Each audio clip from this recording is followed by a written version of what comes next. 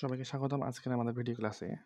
তো আজকে আমি যে বিষয়টি নিয়ে আলোচনা করব সেটা হলো এসএসসি 2026 যারা পরীক্ষার্থী তাদের জন্য একটা খুবই গুরুত্বপূর্ণ একটা টপিক। সেটা হলো গোলীয় দর্পণের কিভাবে প্রতিবিম্বকরণ হয়। গোলীয় দর্পণে আমরা জানি যে বিভিন্ন স্থানে বস্তু রাখলে প্রধান অক্ষের উপর বিভিন্ন স্থানে বস্তু রাখলে বিভিন্ন জায়গায় প্রতিবিম্বকরণ হয়। তো আমি এই জিনিসগুলো আজ দেখাবো তোমাদের এবং খুব গুরুত্বপূর্ণ একটা টপিক, সবাই মনোযোগ দিয়ে দেখবা, ঠিক আছে?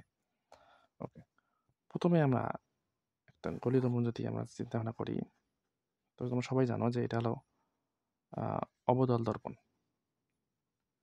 অবতল দর্পণ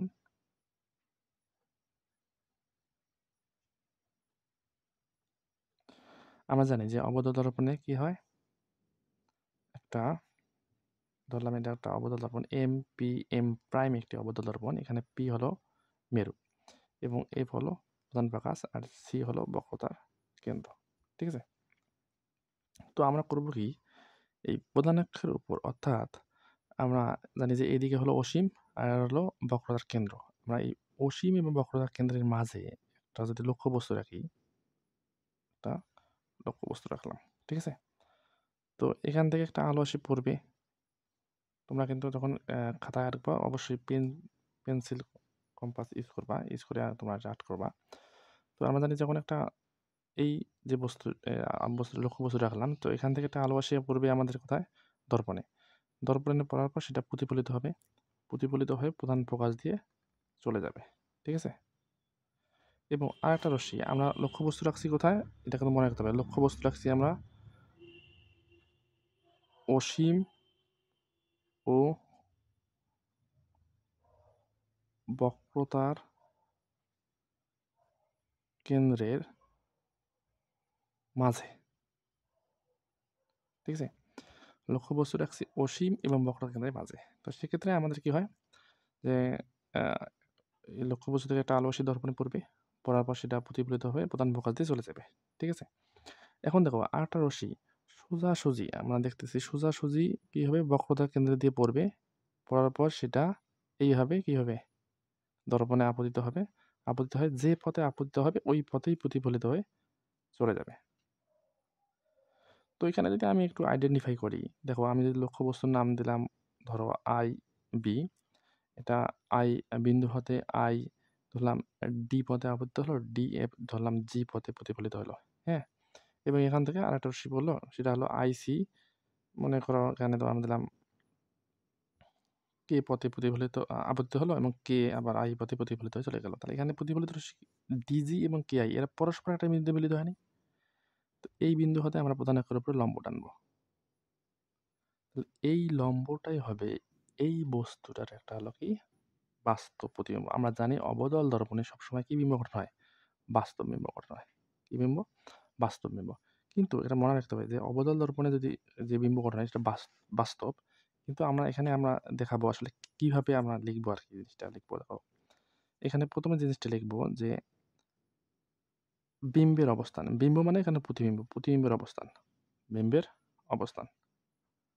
আমার বিম্বের অবস্থান লিখবো কোথায়, অবস্থান বিম্বে এখন কোথায় গঠিত হলো, লক্ষ্যবস্তু রাখছি হলো অসীম এবং বক্রতার কেন্দ্রের মাঝে, তাহলে প্রতিবিম্ব গঠিত হইলো বক্রতার কেন্দ্র এবং প্রধান ফোকাসের মাঝে, অর্থাৎ সি ও এফ এর মাঝে। ওকে, সি ও এফ এর মাঝে। এবং আকৃতি কিরকম হয়েছে দেখতে পাচ্ছ এখানে আকৃতি, এই এই এই বস্তুটা একটু লম্বা দেখা যাচ্ছে, বড় দেখা যাচ্ছে, আর একটা বস্তু কি হয়েছে যে প্রতিবিম্বতা গঠিত হলো এটা একটা ছোট, দ্যাট মিনস এটা বলবো আমরা খর্বিত।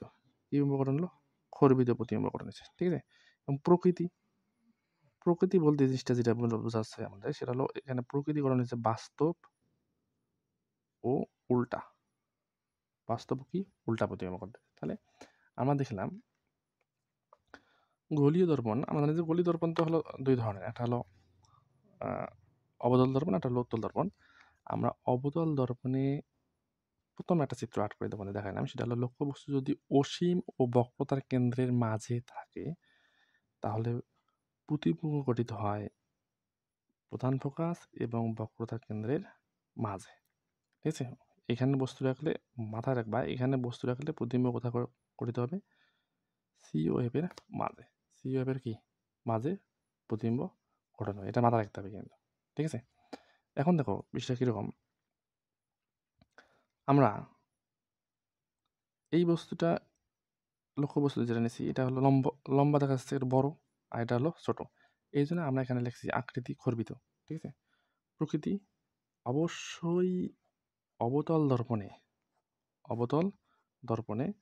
অবশ্যই কি বিম্ব গঠন হবে? বাস্তব বিম্ব গঠন হবে, এবং কিন্তু বিম্বটা কীরকম হবে? উল্টা প্রতিবিম্ব গঠন হবে। কীরকম বিম্ব গঠন হবে? উল্টা প্রতিবিম্ব গঠন হবে। মাথায় রাখতে হবে যে অবতল দর্পণের সময় বাস্তব বিম্ব গঠন হয়, কিন্তু কি বিম্ব গঠন হয়? উল্টা প্রতিবিম্ব গঠন হয়, ঠিক আছে? অবতল দর্পণে সবসময় বাস্তব বিম্ব গঠন হবে, কিন্তু কিরকম বিম্ব গঠন হবে? উল্টা প্রতিবিম্ব গঠন হবে, ঠিক আছে? ওকে, এই হলো আমাদের ফার্স্ট চিত্র চলে গেল, ঠিক আছে? এটা মাথায় রাখতে হবে কিন্তু, খুবই ইম্পর্টেন্ট তোমাদের জন্য, যে অসীম ও বক্রতা কেন্দ্রের মাঝে রাখলে প্রতিবিম্ব গঠিত হবে প্রধান ফোকাস এবং বক্রতার কেন্দ্রের মাঝে।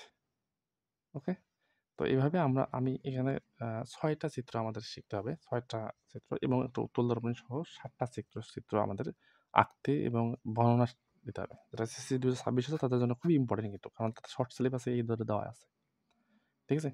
এই জন্য আমরা আস্তে আস্তে শিখবো। ওকে, আজকে এই পর্যন্ত থাকলো।